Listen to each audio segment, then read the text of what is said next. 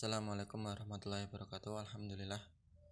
Wassalatu wassalamu ala rasulillah wa ala alihi wa ashabihi wa man tabi'ahum bi ihsan ila yaumil qiyamah. Amma ba'du.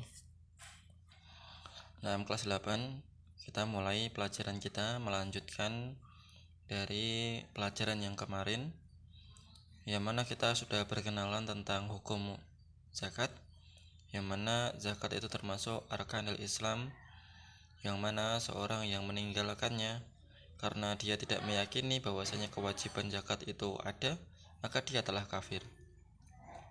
Adapun orang yang menolak membayar zakat tetapi dia tidak meyakini dalam hatinya bahwasanya zakat itu wajib, maka dia telah berbuat perbuatan maksiat dan dia berdosa besar, tetapi dia tidak mengeluarkan dari Islam. Nah, itu review yang kemarin. Kita lanjutkan beberapa syarat wajib zakat. Nah, zakat di sana ada ketentuan, yang mana apabila ketentuan itu terpenuhi, maka seseorang itu diwajibkan untuk berzakat. Yang pertama, dia Islam. Syariat ini tidak wajib bagi orang kafir. Orang kafir dia tidak sah zakatnya. Nah, karena Allah Subhanahu wa taala tidak menerima amalan dari orang-orang kafir. Tidak hanya zakat, di sana juga sedekah, kemudian santunan, ibadah mereka, dan yang semisalnya. Apabila dia itu masih kafir, belum Islam, berapapun banyak harta yang dia sumbangkan di jalan kebaikan, tapi itu tidak ada nilainya di tangan Allah Subhanahu wa taala. Nah, orang kafir nyumbang 2 triliun untuk menanggulangan corona.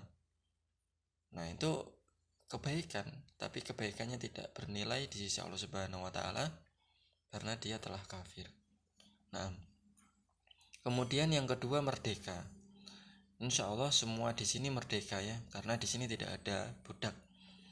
Nah, budak tuh yang gimana tuh? Budak itu adalah tawanan perang. Jadi seseorang berperang, negara satu dengan negara yang lainnya berperang. Misalnya Indonesia berperang melawan Singapura, misal. Kemudian ternyata di sana Singapura kalah, Indonesia menang. Nah, di sana berarti ada budak, ditawan, nah itu budak. Dan orang yang budak seperti ini tidak wajib untuk zakat. Yang wajib adalah merdeka. Karena di sini sekarang itu sudah tidak ada perang, maka semua dari kita ini merdeka. Telah sampai nisab. Nisab itu apa sih? Nisab itu ukuran dari jumlah ya. Nisab itu adalah ukuran dari jumlah. Nah, kalau hartanya itu sudah mencapai nisab, maka dia telah jatuh untuk kewajiban zakat. Nah, ini untuk zakat mal ya. Nah, ini untuk zakat mal. Nah, zakat pertanian dan yang lainnya. Misalnya, nah nisabnya itu apa sih, Tat? Nisabnya itu jumlah kadar tertentu. Nanti insya Allah akan diterangkan setelahnya. Jadi di antara syaratnya hartanya sudah mencapai batas nisab. Nah, batas nisab itu apa? Intinya batas nisab itu adalah batas yang menggugurkan atau mewajibkan seseorang untuk berzakat. Wah, adetku cek sithik, nisabnya sekian, belum mencapai nisab, berarti dia belum wajib zakat mal. Kalau sudah mencapai nisab, berarti dia sudah wajib zakat mal. Nah, kemudian yang keempat yaitu sempurna kepemilikannya, yakni harta tersebut itu milik dari seorang secara penuh. Ya, tidak wajib zakat harta yang tidak dimiliki oleh seseorang secara penuh. Nah, contohnya uang ya, antum bendahara mungkin ya, antum bendahara masjid. Nah, di situ masjidnya nitip duit ke antum di rekeningnya antum sampai ratusan juta, berarti dia sudah kena nisab. Tetapi karena uang yang ada pada antum itu bukan uang antum, uang bersama, uang umat, jadi tidak jatuh kewajiban zakat sama antum, meskipun yang menyimpan antum atas nama tabungannya tabungan antum. Ya, jelas ya di sini ya. Ini hartanya dia harus harta yang sifatnya dia memiliki secara penuh 100%, 100%. Yang kelima, syarat yang kelima adalah sempurna 1 haul.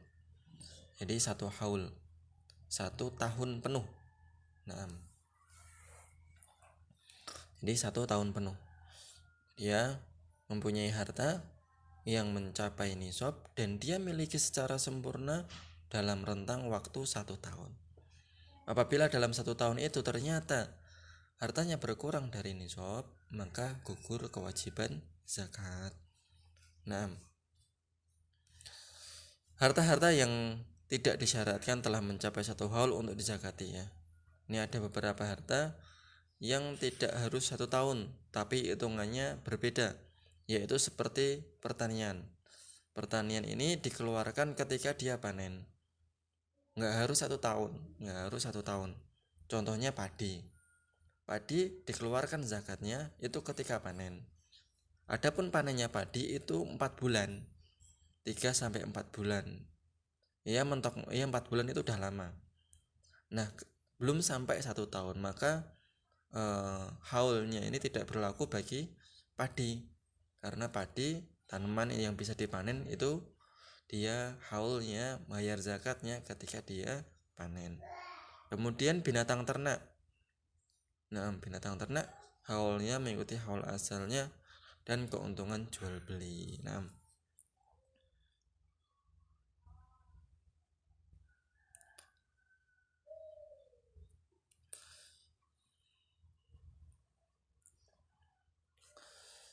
Nah, di sini ada latihan ya. Antum bisa kerjakan latihan tersebut di dikumpulkan tugasnya ya. Di nomor ana yang ana tulis di bawahnya itu deskripsi itu. Di nomor ana yang itu jangan lupa diberi nama. Antum bebas mau menjawabnya dengan diketik langsung di WA boleh, atau ditulis di buku dulu kemudian difotokan juga boleh. Yang penting antum mengumpulkan hari ini di nomor ana tersebut. Saya kira cukup ya untuk ini, bab 1 selesai, alhamdulillah. Kalau ada pertanyaan monggo tafadhol. Assalamualaikum warahmatullahi wabarakatuh.